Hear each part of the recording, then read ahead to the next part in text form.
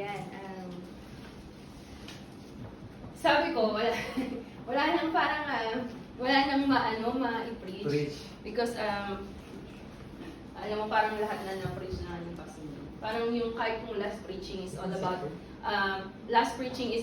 a victorious life. Alam mo yun, parang, when you say victorious life, parang that's already the conclusion of being a Christian. Kasi you're already victorious, tagumpay na eh. Ibig sabihin na nalagpasan mo ng lahat. So sabi ko, I asked the Lord, ano naman ang susunod? Kasi parang okay na lahat, na-preach na lahat. But yun nga, ang gusto ng Lord naman siguro is kung paano tayo, alam mo yun, paano natin talaga may-apply lahat yung mga pinag-aaralan natin and how we should respond to the calling of God. So, I pray to God na, Lord, ano ba? So, nilid niya ako na, siguro, mas maganda siguro yung mga life lesson na lang ng mga character sa Bible. So, ngayon, for today's preaching, so, I asked the Lord, so yun na nga ang mga life lesson na lang muna siguro. So, since yung first book ng New Testament is si Matthew. So, Revelation. So today's preaching is all about the life of Matthew and the life lessons that we are going to learn from his life story. So si Matthew, who's Matthew? Sino ba si Matthew? Who is Matthew? Matthew the Apostle. So tinatawag din pala siyang apostle kasi based on sa aking research, apostle is this is the messenger that's sent out by God to preach and proclaim the gospel of the Lord. So siya si Matthew the Apostle. But before, ano nga ba yung ang buhay ni Matthew? What is the life of Matthew before he was called by God? So si Matthew, Matthew is also known as Levi. So, yung Bible din, the Bible doesn't clearly kung mayroon talaga siyang two names or before yung Levi or Matthew. Kasi even sa text natin, sa Matthew, when Jesus saw, sinabi niya agad, so Matthew na yun. So, sinabi niya agad yung name na Matthew. But, he's also known as Levi. So, yung text ko is kinuha ko sa...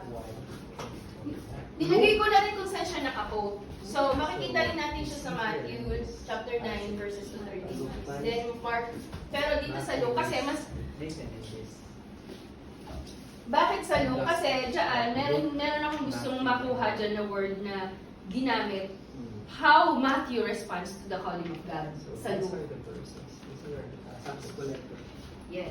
So, si Matthew, but before that, yun nga, papakilala natin sino ba si Matthew. Who is Matthew? Si Matthew is a tax collector. So before, sa panahon noon, pag sinabi nga tax collector, syempre, it's financially rewarding. Pag sinabing tax collector, it's a financially rewarding. In short, rich people, wealthy, financially blessed when you say tax collector. But, tax collector image before is, ang image nun ng mga tax collector or publican is a profession with worst reputation. Why? Because they farm taxes from the Jewish people. So the Jewish people, for them, they are so disgraceful. Disgraceful because they farm taxes from them. But most despicable daw. Pag sabing despicable, mas kasukulang-sukulang. Dahil mismo si Matthew is kapwa nila Hudyo. So mas worse because the one who farm taxes for them is their fellow countrymen, si Matthew. So talagang worst yung image niya or yung reputation niya. And they are so source of heavy burden daw ang mga tax collector nun. So ang image niya talaga, so bad reputation, so pangit ang image niya. Although mapera siya kasi he's a tax collector eh. So it's he's financially talaga financially rewarding. So in short, they are wealthy or rich. Basahin mo natin sa text. But ito na, the calling of Levi or si Matthew. Sabi niya dyan sa Luke, so after Jesus went out and noticed a tax collector named Levi So Matthew sitting at the tax booth, and he said to him, "Follow me as my disciple, accepting me as your master and teacher, and walking the same path of life that I walk." Dito kasi sa Luke, in the book of Luke, dito talaga sinabi na he left everything. Sa Mark kasi, tsaka sa Matthew, sinabi lang doon na he follow Jesus. Diba? So sa 28, sabi niya, verse 28, "And he left everything behind and got up and began to follow Jesus as his disciple." Notice nung he left everything. Next, sabi niya, "Then Matthew gave a great banquet for him at his house, and there was a large crowd of tax collectors and others who were reclining the table with them. The Pharisees and their scribes, seeing those with whom he was associating, began murmuring in discontent to his disciple, asking, 'Why are you eating and drinking with the tax collectors and sinners, including none observant Jews?'" 31, and Jesus replied to them, "It is not those who are healthy who need a physician, but only those who are sick. I did not come to call the self-proclaimed righteous who see no need to repent, but sinners to repentance, to change their old ways of thinking, to turn from sin, and to seek God and His righteousness." So, dyan, yan yung calling ni Matthew. But, sabi ko nga, yung natin today is, ano ba yung mga pwede nating mga life lessons that we can learn from his life story, from the life story of Matthew. So, kunin na lang natin yung mga characters. Kasi sabi ko nga, yung mga previous preaching, victorious na yun. Buhay pa, ang conclusion na yun eh. Conclusion na sa pagiging Kristiyano. Kasi sabing victorious, finish na. Yeah. So, talaga siguro yun na lang, kasi sabi ko nga, Lord. So, yun na lang, mga life lesson or mga character and attitudes na pwede natin makuha sa mga disciples ng Lord. So, unang character, ito. Number 1, sabi niya, firm and prompt in decision making si Matthew. Bakit? Kasi di ba, nakita natin sa verse 28, Matthew left everything behind for something even more valuable. Matthew wasted no time to answer Christ's call. Yes. He immediately, look yung mga word niya, left everything immediately, wasted no time. Ganun ka prompt and firm, nag-decide si Matthew. Knowing na ang ganda ng buhay ni Matthew. Matthew's life is, alam mo yun, yung comfortable, convenient. Wala siyang problema when it comes to financial. But, he left everything for what? To follow Jesus. To answer for Jesus' calling. So, sabi niya dyan, he immediately left everything to follow Christ. Tayo ba? Question is, how about we? As a Christian or as a person, how we respond sa calling ng Lord? Do we answer, "Yes, Lord," immediately? Or, "Wait, Lord, wait lang. I have lots of obligations. I have other priorities in life, Lord." How we respond sa calling ng Lord sa buhay natin. Kagaya ba ni Matthew? Kaya inano ko lang yung mga character and attitude of Matthew. Na he is prompt and firm when it comes to decision making. Kasi decision yun eh. When you answer to God's calling, it's a decision. It's a decision. When we make a decision, paano ba? Lagi tayong magtatawag ng Lord na, punta ka naman sa church. Mag-serve ka naman sa Lord. Anong response natin? Wait lang, Lord. Kasi, ang dami ko pang kailangan, I'm busy. I need to work. I need to provide for my family. So I need to work and work and work and work. So you, Lord, just wait. Is that how we answer to God, Scully? Or like Matthew? Matthew left everything. Amen. Especially rich people.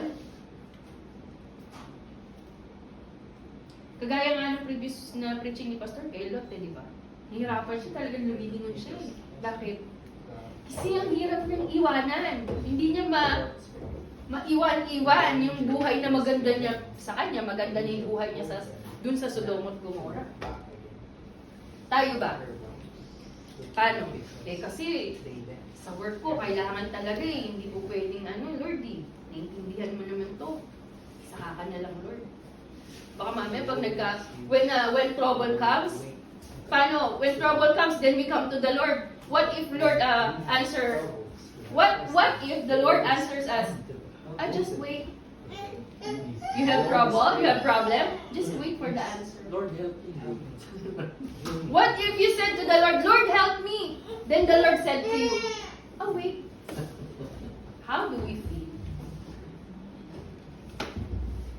We only come to God when we need something. We only come to God when we are sick. We only come to God when we are financially troubled. Dapat pala, we come to God not only on those hardships of life, but we come to God because we love Him and we should praise Him in everything. At pag tinawag tayo ng Lord, kailangan talaga, may ganito tayong character. We have this character when God calls us. We have to decide firmly and firm. Pag sabi kasing firm, talagang, alam niyo naman, di ba, firm yung talagang PKP, patay kung patay. Solid. Ito talaga decision. No ifs, no buts. Si Matthew, no ifs, no buts siya. Tayo agad siya. Iniwan niya yun. No? Imagine mo yung pwede niyang mawala sa kanya. Financially stable si Matthew.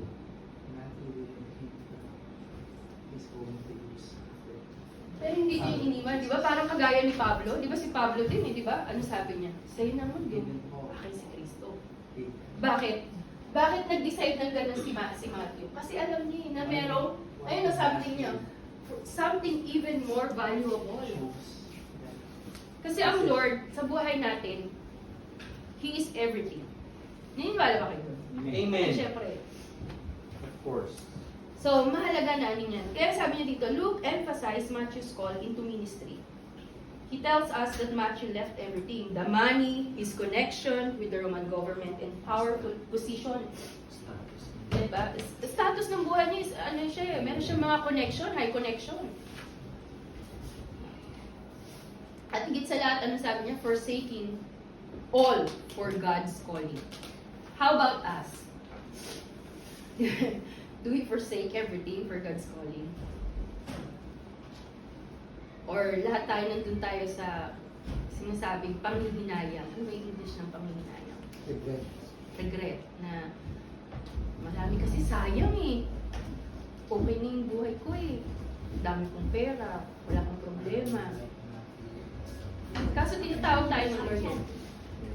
Example na nga lang natin, di ba? Parang si Pastor Nate. Ang response niya sa pagtawag sa kanya ng Lord, I'll just give you an example, like our pastor, how he left his family, his profession as a dentist, for God's calling. Tayo kaya, paano tayo magre-respond sa Lord? Kaya ba nating iwan ang lahat for God's calling? Ang hirap, no? Kahit ako kaya ko kaya. But, yun nga, pag ang mindset natin is alam natin na mas more valuable, napakahalaga yung kapalit, naniniwala ko, we can let everything for God's calling. Are we here? Are we here? Okay, second character. Sabi niya, si Matthew is an open-minded, wise, and teachable. Bakit kaya? Sabi niya, Matthew started on the wrong foot in his life. However, at some point, he recognized how rich he was. Diba? Alam niya rin Nandun yung yung wisdom sa kanya.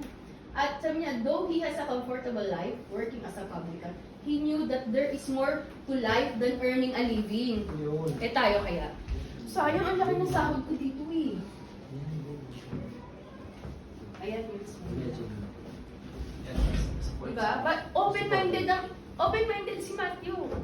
Alam niya na kahit ganun na karaming pwede niya makuha mo, alam mo yun, yaman sa pagiging tax collector, for being a tax collector, but alam niya that there is more to life than earning a living.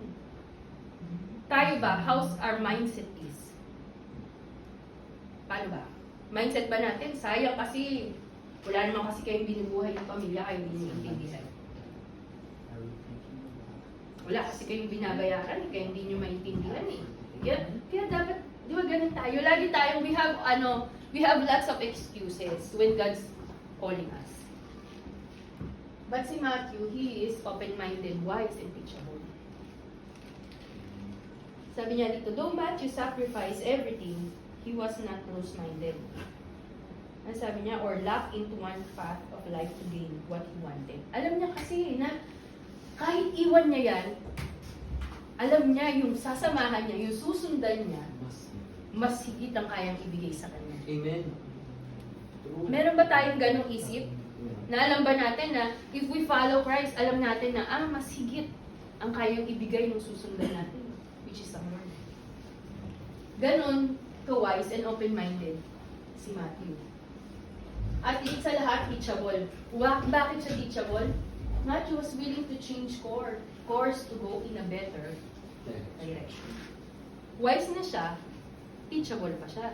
Kasi kung wala tayong without, alam yung teachable heart, marami tayong explanation sa Lord. Di ba? Pag hindi tayo teachable heart, ang dami nating excuse. Lord, kala natin, we know, ganito yung isip natin we know better. We know better than you, oh God. Ganun tayo minsan Hindi mo alam to, Lord, mas kaya ko to. Ba't hindi ganun? But Matthew is an open-minded, wise, and have a teachable heart na we should imitate yung ganun character. May nakukuha ba tayo? Or nalilito kayo sa English ko? Hindi nyo na English. Sabihin nyo lang So next character, sabi niya, generous and obedient. Third character ni Matthew, generous and obedient. Sabi niya, as Matthew recognized the importance of Christ's invitation, he was not ashamed of being a follower of Christ. He wanted all the world to know that he has made a decision to change his life. Matthew, bakit siya naging generous? Tingnan mo, generous is not, it's not all about you giving material things. But, how much you become generous? Why? Tingnan mo, Matthew threw a great feast as a sign of his joy for Christ's calling. He's using the great feast para saan daw? To attract more people to Christ. Amen. Especially with his fellow tax collectors and publicans. How about we? When we already accepted Jesus Christ as our personal Lord and Savior, we are already saved. Paano tayo? Pag nandyan yung mga kaibigan natin, hindi ako. Tinatago na natin yung pagiging Kristiyano natin. Are you Christian?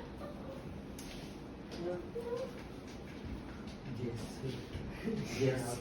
For example, there's a lot of a group of friends, circle of your friends na they're partying, drinking, liquor, wine. Then someone asks you, are you Christian? Yes. No. Yes, no. But like Matthew, he's generous. He's not ashamed when he follow and decide to when he decide to follow Christ. Ano pang ginawa niya? Nagpa-party siya. I'm a Christian. Yes. He proclaimed that, he proclaimed what? That I am a Christian. I am a follower of Christ. I am a disciple of Christ. Therefore, my fellow tax collectors, I want you to also, to know Christ. I want you to also accept Jesus Christ. Ang galing, no? Ganun ang pagiging generous Akala natin kasi yung generous yung pagiging mapagbigay lang ng mga material things. But hindi yon. Ang pagiging generous is yung kaya natin i-share din kung ano yung na-accept natin, which is si Jesus Christ. That's why Jesus Christ wants us to share His gospel, His word, to our families, to our friends. But how we react pag tayo Christian na, nahihiya ba tayo? Are we ashamed? Tingnan mo siya, di ba? Matthew, sabi niya, oh, ginamit niya, he used that great feast to attract more people to Christ. Especially, alin, yung mga fellow tax collectors. Naalala ko nga yung mga pinag-aaralan natin, di ba? Minsan,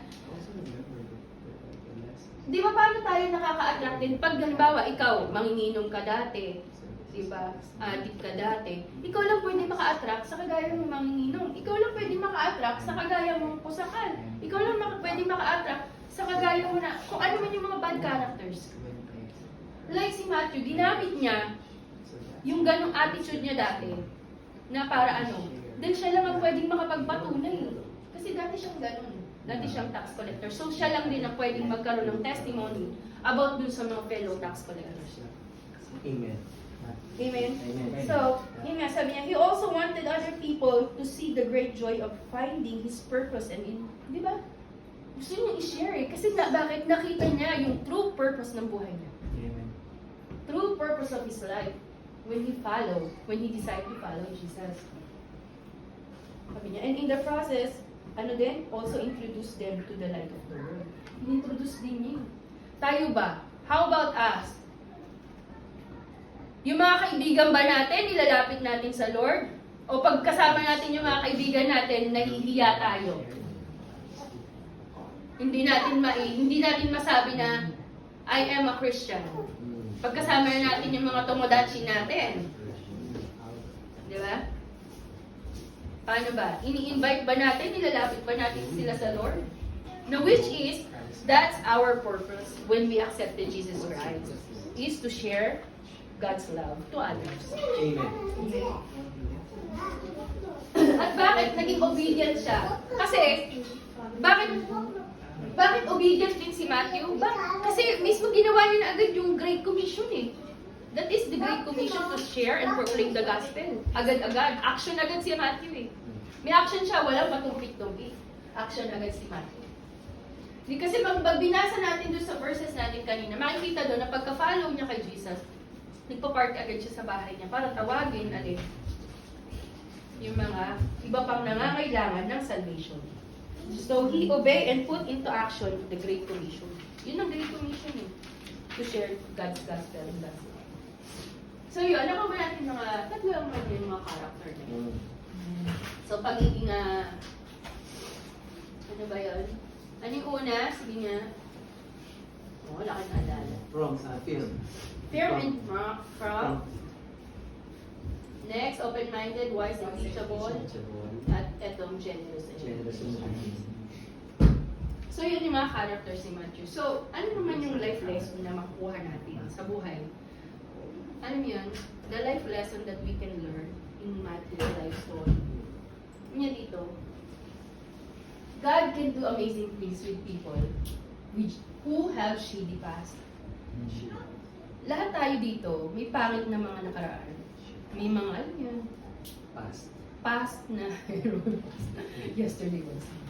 Past na pangit. But, even we have those, shady past, God will use anyone, no matter his or her past. No exemptions. So, kahit, di ba, lagi nisasabi ni Pastor, kahit ba yung mga ano dati, yung mga adik or mga nakapatay na, yes, once they accept Jesus Christ, at nabago ang buhay nila, they can be used by God. Amen. Lahat tayo pwedeng gamitin ng Lord. Pero, may if. If we are willing to be used by God. That's the question eh. Are we willing to use by God? God is calling you right now. Kailangan ka ng praise and worship. Kailangan ka na magsasalita para i-share ang gospel. Willing ba tayo? Are we willing to use by God? Lord, I don't have talent for that. Lord, I'm a shy type person. Pero ganun tayo. Kahit ano pa yan, kahit sa tingin natin, we don't have, yung talents. But if God will going to use us, siya magbibigay ng strength na para magamit tayo. Amen. Kaya sabi niya, God's grace and mercy is extended to the worst of us. No matter what sins we have committed in the past, we can always go to God and ask forgiveness. He's a gracious God. But wag naman natin gawing excuse. We shouldn't make that excuse na, Lord can forgive me, so I will Sin again. Again. sin again and again and again. No. We are not perfect, but gradually, yung the changes of our lives, because of Jesus Christ, because of the one who is in us, which is the Lord, who is the Lord, yun yung mag-aano sa atin para alam mo yun na mabago yung buhay natin. So yan yung mga lesson na pwede natin makuha. Sabi nga dito, kasi alam mo minsan ito nga yung sabi ko sa inyo, yung may mga pangit na past. Ito yung minsan, di ba, yung mga kumbaga sa lipunan, talagang parang kasuklam-suklam na sila, di ba? Ayaw na eh. Diba yan? Wala na, hindi na magbabago yan. Ganun, di ba? Nothing is impossible nothing is impossible with God. Kapag gagamitin tayo. Ano bang lesson na pwede natin makuha sa buhay ni Matthew? Ay, yan. Nakita na namin. Yan. Ito, one of the lessons of Matthew's life, Jesus is worth the cost. He left everything.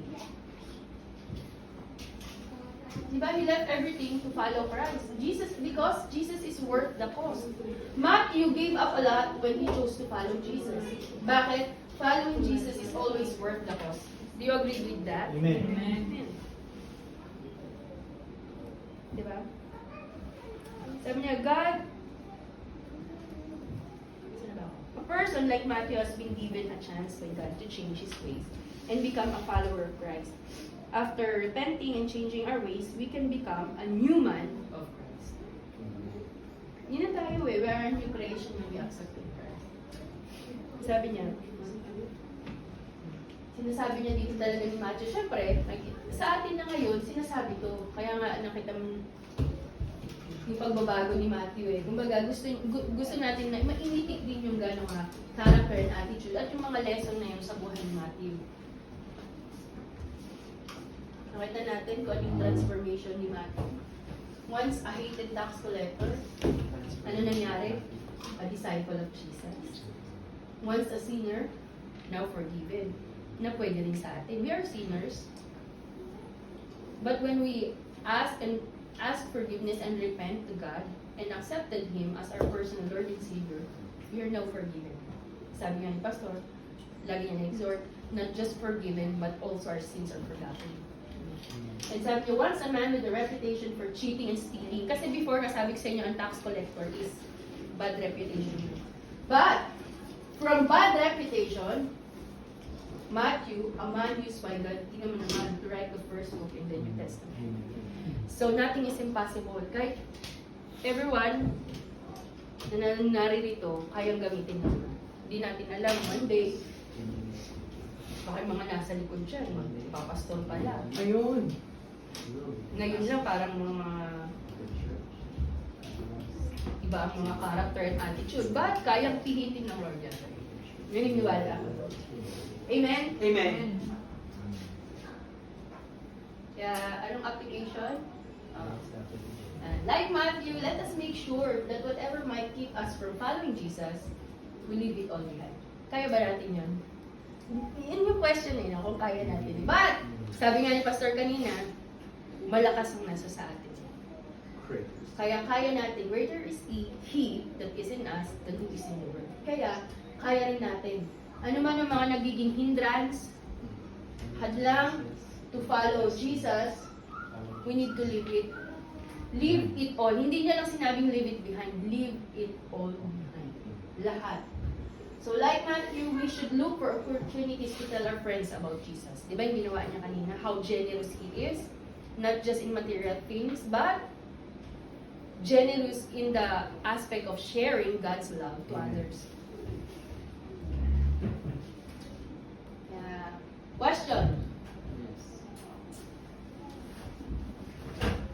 Pero may warning ah. Alam niyo ba yung warning? Minsan nakakalungkot. Pag titingnan natin dun sa text natin kanina ulit.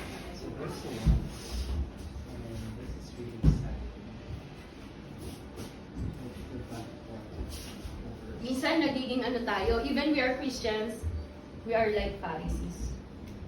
Alam niyo, pag merong bagong tumanggap sa Lord, merong nagbago, anong ginagawa natin?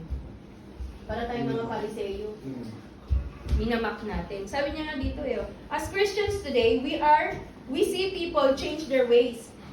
Hindi ba dapat may we rejoice with rather than reviling them for their past sins? Di ba ganun karamihan? Ay, ano yan dati? Hindi na magbabago yan. Masama na yan eh. Ganyan na yan. Dapat we are not like Pharisees. Dapat, when someone accepted Jesus Christ or when someone decide to follow Jesus Christ, dapat we are rejoicing. Bakit? Kasi may bago na naman na magsaserve para sa Lord. And that's the purpose of our life, is to serve God. Kaya sabi niya nga, kasi gano'n ang mga Pharisees nun eh. So, we are not supposed to be like Pharisees. Na laging nakatingin sa mga, alam mo, mga past natin, mga bad past. Every one of us has a shady or not so good past. But God is able to transform it from bad to good. So ganun din tayo. Kaya huwag tayo maging Pharisees. So that's the warning lang. Kaya, question.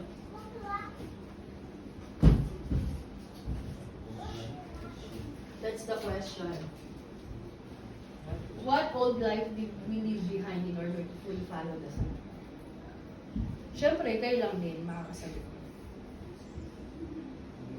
Ano ba yung mga nabitawan na natin or na-give up natin just to follow Jesus Christ, just to be a disciple or follower of Christ?